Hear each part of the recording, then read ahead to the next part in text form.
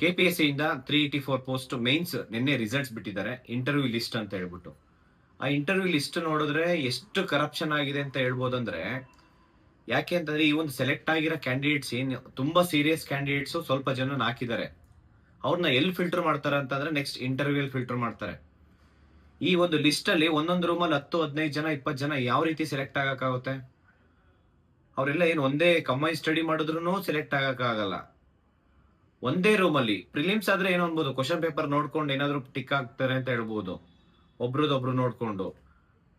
ಆದ್ರೆ mains question paper, return question paper ಅಲ್ಲಿ ಒಂದೇ ರೂಮ್ ಅಲ್ಲಿ 10 ರಿಂದ 15 ಜನ ಸೆಲೆಕ್ಟ್ ಆಗ್ತಿದ್ರ ಅಂದ್ರೆ ಎಷ್ಟು ಜನ ಎಷ್ಟು ಕರಪ್ಷನ್ ಮಾಡಿರ್ಬೋದು ಕೆಪಿಎಸ್ಸಿ ಇರೋಂಥವ್ರು. ಮತ್ತೆ ಈ ಒಂದು ಮಿಸ್ಟೇಕ್ಸ್ ಒಂದೆರಡು ಮಿಸ್ಟೇಕ್ಸ್ ಇಲ್ಲ, ಇದರಲ್ಲಿ ಕೆಲವೊಬ್ರು ಜೆನ್ಯೂನ್ ಕ್ಯಾಂಡಿಡೇಟ್ಸ್ ಹಾಕಿದ್ದಾರೆ. ಆ ಕ್ಯಾಂಡಿಡೇಟ್ಸ್ ನ ಅವ್ರು ಬೇಕು ಅಂತ ಹಾಕೊಂಡಿರೋದು, ಮತ್ತೆ ಇವ್ರನ್ನ ಇಂಟರ್ವ್ಯೂ ಅಲ್ಲಿ ತೆಗಿತಾರೆ, ಗ್ಯಾರಂಟಿನೇ ಇಲ್ಲ. ಈ ಒಂದು ಜೆನ್ಯೂನ್ ಕ್ಯಾಂಡಿಡೇಟ್ಸ್ 384 ಅಲ್ಲಿ ಲಿಸ್ಟ್ ಅಲ್ಲಿ ಇಲ್ವೇ ಇಲ್ಲ ಅಂತ ಹೇಳ್ಬೋದು. ತುಂಬಾ ಕಡಿಮೆ, ಒಂದ್ 20% ಇಲ್ಲ ಅಂತ ಅನ್ಕೊಂತೀನಿ. ಆಲ್ಮೋಸ್ಟ್ 384 ಪೋಸ್ಟ್ ಅಲ್ಲಿ ಅಷ್ಟು ಕರಪ್ಷನ್ ಮಾಡಿದ್ದಾರೆ. ಪಾಪ ಈಗ ಕೆಪಿಎಸ್ಸಿ ಸೆಕ್ರೆಟರಿ ಮೇಡಮ್ ಇವಾಗ ಬಂದಿದ್ದಾರೆ, ಅವ್ರ ಕೈಯಲ್ಲಿ ಇಷ್ಟು ಅರ್ಜೆನ್ಸಿಯಲ್ಲಿ ಸೈನ್ ಹಾಕ್ಸ್ಕೊಂಡು ನೀವು ಲಿಸ್ಟ್ ಬಿಡ್ತಾ ಇದೀರಾ ಅಂತಂದ್ರೆ, ಯಾಕೆಂದ್ರೆ ನಂಬರ್ ಆಫ್ ಕೋರ್ಟ್ ಕೇಸ್ ಇದೆಯಲ್ಲ, ನಾಳೆನೋ ಕೋರ್ಟ್ ಕೇಸ್ ಇದೆ, ಮತ್ತೆ ಅಪ್ಕಮಿಂಗ್ ಈಗ ರಿಸರ್ವೇಶನ್ ಇಶ್ಯೂಸ್ ಇದೆ. ಒಟ್ಟು ಅರ್ಜೆಂಟ್ ಅಲ್ಲಿ ಮುಗಿಸ್ಬೇಕಷ್ಟೇ ನೋಟಿಫಿಕೇಶನ್ಸ್. ಯಾರ್ಯಾರಿಗೆ ಬೇಕೋ ಅವಾಗ್ಲೇ ಕ್ವಶನ್ ಪೇಪರ್ ಕೊಟ್ಬಿಟ್ಟಿದ್ದೀರಾ, ಆನ್ಸರ್ ಶೀಟ್ಸ್ ತಗೊಂಡೋಗಿ ದೇವನಹಳ್ಳಿ ನೀವು ಬೇರೆ ಬೇರೆ ಡಿಸ್ಟಿಕ್ ತಗೊಂಡೋಗಿ ಕುತ್ಕೊಂಡು ನಿಮ್ಮ ಮನೇಲಿ ಕುತ್ಕೊಂಡು ಎಕ್ಸಾಮ್ ಬರ್ಸ್ಬಿಟ್ಟಿದ್ರ ಮೇನ್ಸ್ ಪೇಪರ್. ಮತ್ತೆ ಇಲ್ಲಿ ಎಲ್ಲ ಪ್ರೂಫ್ ಹೆಂಗ್ ಸಿಗುತ್ತೆ ಹೇಳಿ? ಒಂದು ಆಡಿಯೋ ಕಾಲ್ ಸಿಗುತ್ತೆ, ಇಲ್ಲ ಎರಡನೇದು ಸಿಕ್ಕಿದ್ರೆ ತುಂಬಾ ಏನೋ ಡಿಸ್ಕಷನ್ ಆಗಿರೋದು, ಮಧ್ಯವರ್ತಿಗಳ ಡಿಸ್ಕಷನ್ ಆಗಿರೋದು, ಒಂದ್ ಸ್ವಲ್ಪ ಪ್ರೂಫ್ ಸಿಗ್ಬೋದು.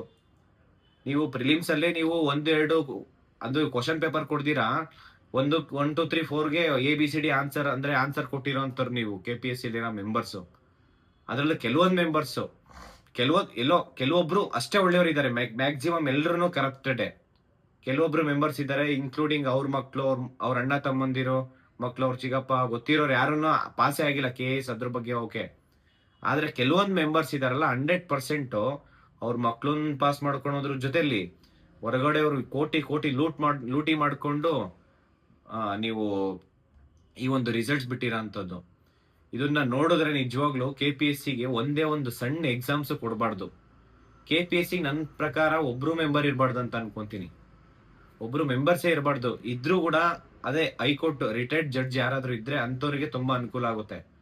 ಒಂದೊಂದು ಪೋಸ್ಟ್ಗೆ ನೀವು ಕೋಟಿ ಲೂಟಿ ಮಾಡ್ಕೊಂಡು ಮಧ್ಯವರ್ತಿಗಳ ಆವಳಿ ಇದೆ. ಮಧ್ಯವರ್ತಿಗಳು ಯಾವ ರೀತಿ ಇದಾರೆ ಅಂತಂದ್ರೆ, ಯಾರು ಆಲ್ರೆಡಿ ಗೌರ್ಮೆಂಟ್ ಜಾಬ್ ಅಲ್ಲಿ ಇದ್ದಾರೆ, CTI, PDO, ಇಲ್ಲಾಂದ್ರೆ FDA, ಯಾರು ಗ್ರೂಪ್ ಬಿ ಎಕ್ಸಾಮ್ಸ್ ಯಾರಾದ್ರೂ ತಹಸೀಲ್ದಾರು, ಇಂಥವ್ರನ್ನ ನೀವು ಟಾರ್ಗೆಟ್ ಮಾಡ್ಕೊಂಡು ನೀವು AC ಕೊಡ್ತೀನಿ, DYSP ಕೊಡ್ತೀನಿ, ತಹಸೀಲ್ದಾರ್ ಕೊಡ್ತೀನಿ ಅಂತ ಹೇಳ್ಬಿಟ್ಟು ನೀವು ಈ ತರ ಮಾರ್ಕೊಂಡ್ ಬಂದಿದ್ದೀರಾ. ಎಷ್ಟೋ ಜನ ನನಗೆ ಮಾತಾಡಿದಾರೆ ಪರ್ಸನಲಿ, ಈ ತರ ಬಂದಿದ್ರು ಹಿಂಗಿದ್ದಾರೆ ಅಂತ ಹೇಳಿ. ಬಟ್ ಆದ್ರೆ ನಾನು ಹೇಳ್ತೀನಿ ಕೇಳಿ, ಇದು ಕೆಪಿಎಸ್ಸಿಗೆ ಸೂಕ್ತ ಅಲ್ಲ. ಮತ್ತೆ ಇನ್ನೊಂದೇನಂದ್ರೆ, ಈ ಒಂದು ರಿಸಲ್ಟ್ಸ್ 100% ಒಂದು ಹೈಕೋರ್ಟ್ ಜಡ್ಜ್ ಅವ್ರನ್ನ ಇಟ್ಟು ಒಂದು ಕಮಿಟಿ ರಚನೆ ಮಾಡಿ ತನಿಖೆ ಆಗ್ಬೇಕು. ಇಲ್ಲ ಅಂತ ಅಂದ್ರೆ ಇವರು ಜೆನ್ಯೂನ್ ಕ್ಯಾಂಡಿಡೇಟ್ಸ್ ಒಬ್ರು ಒಳಗಡೆ ಇವ್ರಿಗೆ ಇಷ್ಟ ಬಂದವರಿಗೆ ಫೈನಲ್ ಲಿಸ್ಟ್ ಆಲ್ರೆಡಿ ಪ್ರಿಪೇರ್ ಮಾಡ್ಕೊಂಡ್ಬಿಟ್ಟಿರ್ತಾರೆ, ಯಾರ್ಯಾರಿಗೆ ಏನೇನ್ ಬೇಕು ಅಂತ ಹೇಳ್ಬಿಟ್ಟು. ಆಲ್ರೆಡಿ ಕೋರ್ಟ್ ಅಲ್ಲಿ ಸುಮಾರು 50 ಕೇಸ್ ಇದಾವೆ. ಎಷ್ಟು ಮಿಸ್ಟೇಕ್ ಮಾಡಿದಾರೆ ನೀವೇ ಯೋಚನೆ ಮಾಡಿ. ಟ್ರಾನ್ಸ್ಲೇಷನ್ ಎರರ್ ನೋಟಿಫಿಕೇಶನ್ ಆಗಿ 2024 ಫೆಬ್ರವರಿ ನೋಟಿಫಿಕೇಶನ್ ಆಗಿದ್ದು. ಫಸ್ಟ್ ಟೈಮ್ ಎಕ್ಸಾಮ್ ಆಗಿದ್ದು ಆಗಸ್ಟ್ 27, ಮತ್ತೆ ಸೆಪ್ಟೆಂಬರ್ 2ನೇ ತಾರೀಕು ಕನ್ನಡ ಟ್ರಾನ್ಸ್ಲೇಷನ್ ಇಂದ ಮತ್ತೆ ರೀ ಎಕ್ಸಾಮ್ ಅಲ್ಲೂ ಸೇಮ್ ಮಿಸ್ಟೇಕು. ಕನ್ನಡ ಟ್ರಾನ್ಸ್ಲೇಷನ್ ಸುಮಾರು 70,000 ಜನ ಕನ್ನಡ ಆಸ್ಪಿರೆಂಟ್ಸ್ ಅವ್ರು ಎಷ್ಟು ಡ್ರೀಮ್ಸ್ ಇಟ್ಕೊಂಡಿದ್ರು, ಅವ್ರ ಆಸೆಗಳನ್ನೆಲ್ಲ ನೀವು ಇವತ್ತು ಯಾವ ರೀತಿ ಸುಟ್ಟಿದ್ದೀರಾ ಹೇಳಿ? ಕೆಪಿಎಸ್ಸಿ ಅವರು ಕೋರ್ಟಿಗೆ ಹೋದವ್ರಿಗೆ ಅಷ್ಟೇ ಒಂದು 350 ಜನಕ್ಕೆ, ಅದು ಹಗ್ಲು ರಾತ್ರಿ ಎಲ್ಲ ನೀವು ಬರೀ ಅಡ್ಮಿಟ್ ಕಾರ್ಡ್ ಕೊಡೋದೇ ಆಯ್ತು ನಿಮ್ದು. ಒಂದು ಸ್ವಲ್ಪ ಆದ್ರೂ ಒಂದ್ ದಿನ ಅಟ್ಲೀಸ್ಟ್ 1 ತಿಂಗಳು ಟೈಮ್ ಕೊಡ್ಬೇಕು. ಅಟ್ಲೀಸ್ಟ್ ಒಪ್ಕೊಂಡಿದ್ದೀರಾ ಟ್ರಾನ್ಸ್ಲೇಷನ್ ಎರರ್ ಅಂತೇಳಿ, ಅಷ್ಟು ಜನಕ್ಕೆ ಮೈನ್ಸ್ ಕೊಡಬೇಕಾಯ್ತು.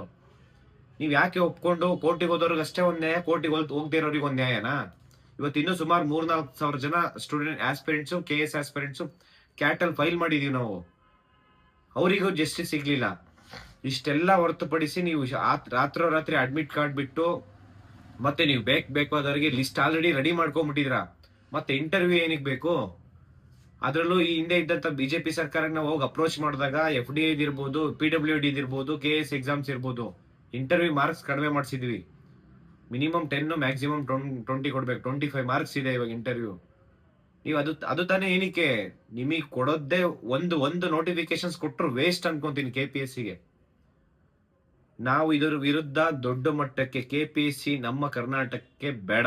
ಯಾಕೆ ಅಂತಂದ್ರೆ KPSCಯಲ್ಲಿ ಪ್ರತಿ ಒಂದು ಎಕ್ಸಾಮ್ಸ್ ಅಲ್ಲೂ ಇವರು ಕರಪ್ಷನ್ ಭ್ರಷ್ಟಾಚಾರ ಮಾಡ್ತಾರೆ. ಒಂದು STA ಎಕ್ಸಾಮ್ಸ್ ಬಿಡಲ್ಲ. ಆ ತರ ಇರ್ಬೇಕಾದ್ರೆ ಈ ಕರ್ನಾಟಕದಲ್ಲಿ ಸುಮಾರು ಲಕ್ಷಾಂತರ ಆಸ್ಪಿರೆಂಟ್ ಯಾರು ಇಲ್ಲಿ ಶ್ರೀಮಂತರ ಮಕ್ಕಳು ಬಂದು ಓದಲ್ಲ KPSC ನೋಟಿಫಿಕೇಶನ್ ಆಗೋದಕ್ಕೆ. ಅದರಲ್ಲೂ ಹೈಯೆಸ್ಟ್ ಕರ್ನಾಟಕದಲ್ಲಿ ಇರೋದು ಆಸ್ಪಿರೆಂಟ್ಸ್ KPSC ಆಗಂತ ನೋಟಿಫಿಕೇಶನ್ಸ್.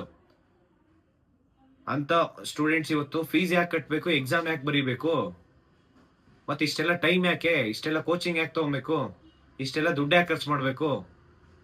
ಸರ್ಕಾರ ಎಚ್ಚೆತ್ಕೊಬೇಕು. KPSCಗೆ ಏನಾದ್ರು ಒಂದು ನೋಟಿಫಿಕೇಶನ್ಸ್ ಈಗಾಗಂತ ಒಂದು ನೋಟಿಫಿಕೇಶನ್ಸ್ ಕೊಡಬಾರ್ದು. 56,000 ಏನ್ ಪೋಸ್ಟ್ ಈಗಿದೆ, 56,432 ಪೋಸ್ಟ್, ಅಷ್ಟು ವೇಕೆನ್ಸಿನ ಒಂದು KE ಕೊಡಿ, ಇಲ್ಲ ಗ್ರೂಪ್ A ಗ್ರೂಪ್ ಇದು UPSC ಕೊಡಿ, ಎಲ್ಲ ಎಕ್ಸಾಮ್ಸ್ KE ಕೊಡಿ. ಯಾವುದೇ ಕಾರಣಕ್ಕೂ KPSC ಕೊಡಬಾರ್ದು. ಮತ್ತೆ ಈಗಾಗಿರೋಂಥ ಅನ್ಯಾಯ, ಇಷ್ಟು KS ಅಲ್ಲಿ ಇಷ್ಟು ಮಿಸ್ಟೇಕ್ಸ್ ನಾನು ಯಾವತ್ತೂ ನೋಡೇ ಇರ್ಲಿಲ್ಲ. ಯಾಕೆಂದ್ರೆ ಮಿಸ್ಟೇಕ್ ಮೇಲೆ ಮಿಸ್ಟೇಕ್ ಮಾಡಿದಿರ, ಮಲ್ಟಿಪಲ್ ಕೇಸಸ್ ಇದಾವೆ. ಆದ್ರೆ ಇವತ್ತು ಜೆನ್ಯೂನ್ ಕ್ಯಾಂಡಿಡೇಟ್ಸ್ ವೆರಿ ಫ್ಯೂ, ತುಂಬಾ ಕಡಿಮೆ ಜನ. ಅವರು ಫೈನಲ್ ಲಿಸ್ಟಿಗೆ ಹೋಗಿ ಅವ್ರು ಪಾಸ್ ಆಗ್ತಾರೆ ಅನ್ನೋದು ಗ್ಯಾರಂಟಿನೇ ಇಲ್ಲ. ಅದರಲ್ಲೂ ಎಲ್ಲರ ಹತ್ರ ದುಡ್ಡು ಇಸ್ಕೊಂಡಿದ್ದೀರಾ ನೀವು, ಇಂಥವ್ರ ಹತ್ರ ಬಿಟ್ಟೇ ಇಲ್ಲ ನೀವು.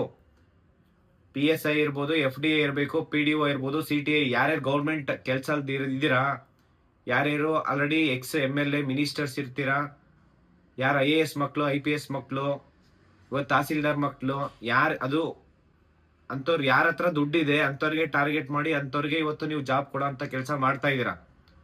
ಇದು ಆಗ್ಬಾರ್ದು.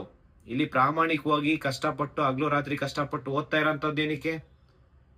KPSCಗೆ ಏನು ಭ್ರಷ್ಟಾಚಾರ ಮಾಡೋದಕ್ಕೆ ಏನಾದ್ರು ಅದು KPSC ಬೋರ್ಡ್ ಅನ್ನೋದು ಇದೆಯಾ? ಇದನ್ನೆಲ್ಲ ಈಗಲೇ ಕಂಪ್ಲೀಟ್ ನಿಲ್ಲಬೇಕು. ಇದ್ರ KPSC ವಿರುದ್ಧನೇ ಒಂದು ದೊಡ್ಡ ಮಟ್ಟಕ್ಕೆ ಹೋರಾಟ ಮಾಡ್ತೀವಿ. ಯಾವುದೇ ಕಾರಣಕ್ಕೂ ಬಿಡಲ್ಲ. KPSC ಅಲ್ಲಿ ಆಲ್ರೆಡಿ ಒಂದ್ಸತಿ ಅಸೆಂಬ್ಲಿಯಲ್ಲಿ ಬರೀ ಚರ್ಚೆ ಆಗಿತ್ತು 2 ದಿನ. ಈ ಸತಿ ಹೋರಾಟ ಹೆಂಗೆ ಅಂತಂದ್ರೆ KPSC ರಿಫಾರ್ಮ್ಸ್, KPSC ಒಬ್ರು ಮೆಂಬರ್ಸ್ ಇರಬಾರ್ದು. KPSC ಅಲ್ಲಿ ಏನ್ ಅಧಿಕಾರಿ ಅಪಾಯಿಂಟ್ ಆಗ್ತಾರೆ, ಒಂದು FDI ಇರ್ಬೋದು, STA, ಅವ್ರು ರಿಟೈರ್ಡ್ ಆಗೋ ತನಕ ಅಲ್ಲೇ ಇರ್ತಾರೆ. ಫಸ್ಟ್ ಅವನ್ ಸಿಸ್ಟಮ್ ಚೇಂಜ್ ಆಗಬೇಕು. KPSC ಒಂದು ರೆಕ್ರೂಟ್ಮೆಂಟ್ ಮಾಡಿ ಅಂತಂದ್ರೆ ಅದ್ರಲ್ಲೇ ಸಿಬ್ಬಂದಿ ಇಲ್ಲ. ಒಂದೊಂದು ಎಕ್ಸಾಮ್ಸ್, ಒಂದೊಂದು ರಿಸಲ್ಟ್ಸ್ ಬಿಡೋದಕ್ಕೆ 3 ವರ್ಷ 5 ವರ್ಷ ತಗೊಂತಾರೆ. ಇದನ್ನೆಲ್ಲ ಖಂಡಿಸಿ ಒಂದು ಬೃಹತ್ ಮಟ್ಟಕ್ಕೆ ಹೋರಾಟ ಮಾಡೇ ಮಾಡ್ತೀವಿ. ಯಾವುದೇ ಕಾರಣಕ್ಕೂ KPSCನ ಭ್ರಷ್ಟಾಚಾರ ಮಾಡೋದಕ್ಕೆ ಬಿಡಲ್ಲ. ಈ ಒಂದು 384 KS ನೋಟಿಫಿಕೇಶನ್ ಯಾರು ಜೆನ್ಯೂನ್ ಆಗಿ ಪ್ರಾಮಾಣಿಕವಾಗಿ ಕಷ್ಟಪಟ್ಟು ಓದ್ತಾರೆ ಅವರಿಗಷ್ಟೇ ಸಿಗ್ಬೇಕು ಅನ್ನೋದು ನಮ್ಮ ಆಗ್ರಹ. ನಾವ್ ಇದನ್ನ ರಿಟೈರ್ಡ್ ಜಡ್ಜ್ ಇಲ್ಲ, ಈಗ ಆಲ್ರೆಡಿ ಹೈಕೋರ್ಟ್ ಜಡ್ಜ್ ಅವ್ರನ್ನ ಇಟ್ಟಾದ್ರೂ ಒಂದು ಕಮಿಟಿ ರಚನೆ ಮಾಡಿ ಒಂದು ತನಿಖೆ ಆಗ್ಬೇಕು. ಎಲ್ಲೆಲ್ಲಿ ಕ್ವಶನ್ ಪೇಪರ್ ಕೊಟ್ಟಿದ್ದಾರೆ, ಎಲ್ಲೆಲ್ಲಿ ಲೀಕ್ ಆಗಿದೆ, ಮತ್ತೆ ಯಾರ್ಯಾರು ಕರಪ್ಟ್ ಮಾಡಿದ್ದಾರೆ ಅಂತ ಹೇಳ್ಬಿಟ್ಟು. ಮತ್ತೆ ಇದು ಆಗ್ಲಿಲ್ವಾ, ನಿಮ್ ಕೈಯಲ್ಲಿ ಸ್ಟೇಟ್ ಅಲ್ಲಿ ನೀವು ಕೊಡಕ್ ಆಗ್ಲಿಲ್ವಾ ಅಂತಂದ್ರೆ CBI ಕೊಡಿ. ಇದು ಆಗ್ಬೇಕು. ಇದು ಎಲ್ಲಾ ವಿದ್ಯಾರ್ಥಿಗಳ, ಪ್ರತಿಯೊಂದು ವಿದ್ಯಾರ್ಥಿ ಆಸ್ಪಿರೆಂಟ್ಸ್ ಇಲ್ಲಿ ಏನ್ ಕರ್ನಾಟಕದಲ್ಲಿ ಇರೋದೆ, ಪ್ರತಿಯೊಂದು ಆಸ್ಪಿರೆಂಟ್ಸ್ ಧ್ವನಿ ಆಗಿದೆ ಇವತ್ತು. ಪ್ರತಿ ಒಬ್ರು ಕೇಳ್ತಿದ್ದಾರೆ ಇಲ್ಲಿ KPSCನ ಸ್ವಚ್ಛ ಮಾಡಬೇಕು, KPSC ಮುಕ್ತ ಅಂದ್ರೆ ಭ್ರಷ್ಟಾಚಾರ ಮುಕ್ತ ನೇಮಕಾತಿ ಮಾಡ್ಬೇಕು ಅಂತ ಹೇಳಿ. ಇದು ಎಲ್ಲರೂ ನಾನು ಮನವಿ ಮಾಡ್ಕೊಂತೀನಿ ಎಲ್ಲಾ ಸ್ಟೂಡೆಂಟ್ಸ್ಗೂ. ಆದಷ್ಟು ಬೇಗ ಒಂದು ಬೃಹತ್ ಮಟ್ಟದ ಹೋರಾಟ ಮಾಡೋಣ, ಅದು KPSC ವಿರುದ್ಧ. Thank you so much.